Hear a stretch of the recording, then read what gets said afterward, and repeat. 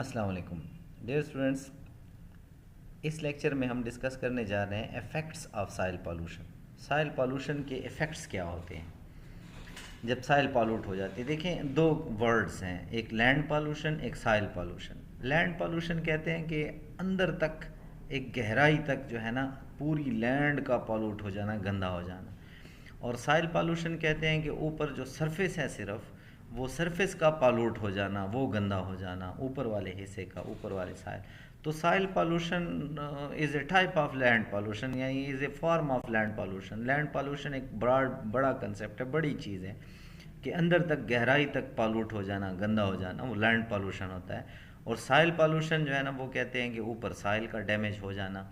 तो ultimately effects क्या होते हैं इनके, कि इस सॉइल पॉल्यूशन के जो है ना, कि this is caused by the over use of chemical fertiliser, soil erosion caused by running water.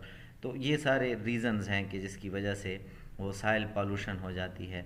Change in climatic जब हो जाती है तो उससे होता क्या है, चेंज इन क्लाइमेटिक पैटर्न। एक तो हमारा क्लाइमेटिक पैटर्न चेंज हो जाता है। क्लाइमेटिक पैटर्न मीन्स कि इतनी सर्दी नहीं होनी थी और हो गई, टेम्परेचर इतना ज़्यादा नहीं होना था, गर्मी इतनी नहीं होनी थी लेकिन हो गई। वो इन पॉल्यूटेंट्स की वजह से अल्टीमेटली जो है ना, क्लाइमेटिक चेंज। बारिश पहले इतनी हो रही थी, इस मंथ में, लास्ट ईयर नवंबर में इतने मिलीमीटर बारिश हुई थी, इस नवंबर में जो है ना वो इतनी मिलीमीटर बारिश नहीं हुई, या अब ज़्यादा हुई, पहले कम हुई। तो ये क्लाइमेटिक चेंजेस हैं, पैटर्न का चेंज हो जाना है। तो इस चेंज में, इस पॉल्यूशन का, इस पॉल्यूटेड साइल का बहुत बड़ा हाथ होता है कि चेंज इन क्लाइमेटिक पैटर्न के the effect of land pollution are very hazardous and can lead to the loss of ecosystem. और इवन के पूरा इकोसिस्टम, इसे इकोसिस्टम मींस कि एक चीज़ दूसरे को इस्तेमाल कर रही है, दूसरी तीसरे को, पौधे को जानवर इस्तेमाल कर रहे हैं, जानवर को इंसान इस्तेमाल कर रहे हैं। तो ये सारा एक इकोसिस्टम डिस्टर्ब हो जाता है उस लैंड के पॉल्यूट हो जाने की वजह से। when land is polluted is indirectly and indirectly affect the climatic pattern, उससे अल्टीमेटली क्लाइमेटिक पैटर्न जो है ना वो इफ़ेक्ट होता है। इसी तरह इन्वायरमेंटल इम्पैक्ट भी जो है ना वो उससे डिस्टर्ब होता है कि व्हेन डिफॉरेस्टेशन इज़ कमिटेड, और जब डिफॉरेस्टेशन होती है, दरख्तों का, जंगलात का काटना होता है, the tree cover is compromised, वो ट्री जो कवर कर रही थी उस पर हम कंप्रोमाइज़ कर लेते हैं। और this lead to steep imbalance in the rain cycle. Ultimately rain cycle जो है ना वो इम्बैलेंस हो जाता है। Disturb rain cycle affects a lot, और जितना डिस्टर्ब होता है उतना ही मतलब है कि रेन साइकिल जितना ज़्यादा इफ़ेक्ट होगा उतनी ही डिस्टर्बेंस होगी। इफ़ेक्ट ऑन ह्यूमन हेल्थ पे भी बहुत सारा इफ़ेक्ट है इसका, कि जितने टॉक्सिक केमिकल्स हैं ये सारे के सारे, पेस्टिसाइड्स और जर्मिसाइड्स, ये सारे केमिकल्स पॉल्यूटेड सॉइल से हमारी बॉडी के अंदर आते हैं थ्रू वेजिटेबल्स एंड फूड और वेजिटेबल्स के ज़रिए से।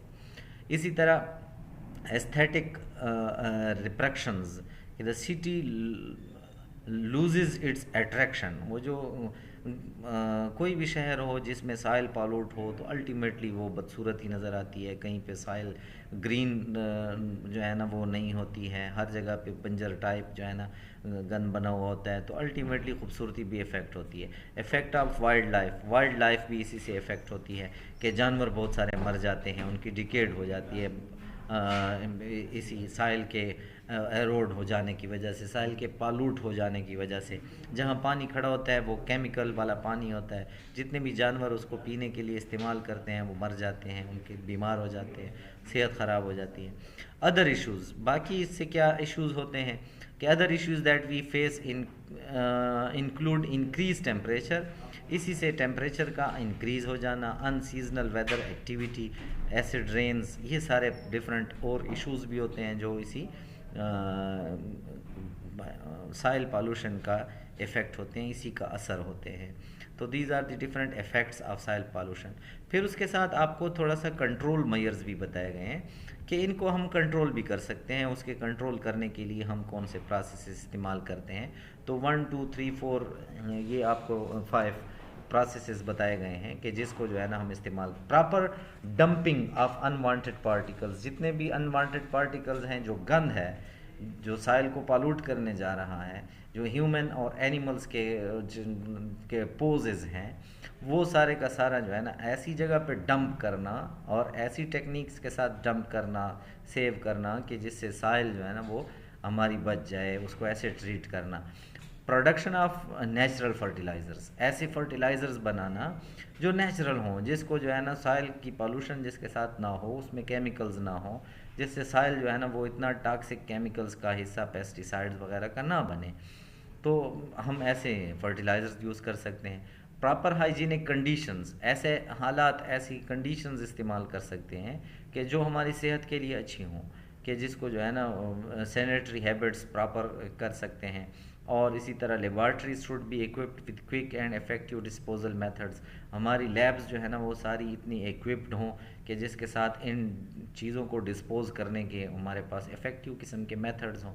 پبلک اویئرنیس، لوگوں کو اویئر کریں اس چیز کے ساتھ جو ہے نا کہ اس سائل پالوشن کو کم سے کم کیا جائے through mass media, education institution and volunteer agencies, یہ سارے کے سارے وہ کر سکتے ہیں کہ لوگوں کو اویئر کریں اس چیز کے بارے میں۔ اور recycling and reuse of waste, یہ جتنے بھی ویسٹ ہیں ان کو جو چیزیں ریسائیکل ہو سکتی ہیں ان کو دوبارہ ریسائیکل کرے، جیسے کہ پیپرز ہیں، جیسے کہ پلاسٹکس ہیں، جیسے کہ میٹلز ہیں، گلاسز ہیں، پیٹرولیم پروڈکٹس ہیں، بہت سارے انڈسٹریل ایفلوئنٹس ہیں، ان کو ریسائیکل کیا جا سکتا ہے کہ دوبارہ قابل استعمال بنایا جا سکتا ہے۔ تو ہمارے پاس ایسے میتھڈز ہوں کہ جن کے ساتھ جو ہے نا ان کو ریسائیکل کیا جا سکے۔ اور اسی طرح بین کریں ہم ٹاکسک کیمیکلز کو۔ نیکسٹ 6 کہ بین آن ٹاکسک کیمیکلز، جتنے بھی ٹاکسک کیمیکلز ہیں وہ سارے کے سارے ان کو استعمال کرنے سے گریز کریں، وہ جرم ہو ان کا استعمال کرنا بھی۔ بین مینز کہ اس کو جو ہے نا سرکاری طور پہ بند کر دیا جائے۔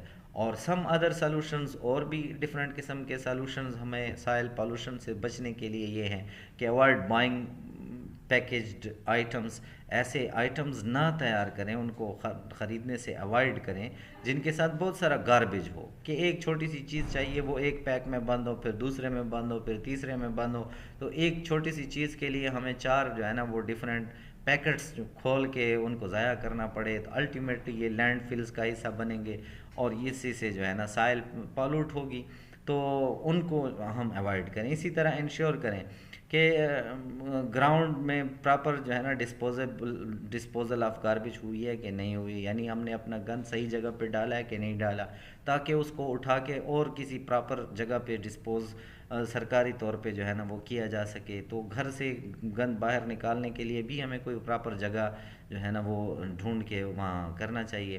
اسی طرح بایو ڈیگریڈیبل پروڈکٹس یوز کرنے چاہیے جس کو زمین میں ڈیزالو ہو سکتے ہوں، یوزڈ ہو سکتے ہوں، کہ جو ختم ہو جائیں وقت کے ساتھ، ایسے جو ہے نا چیزیں بائی کرنی چاہیے، ایسی چیزیں خریدنی چاہیے۔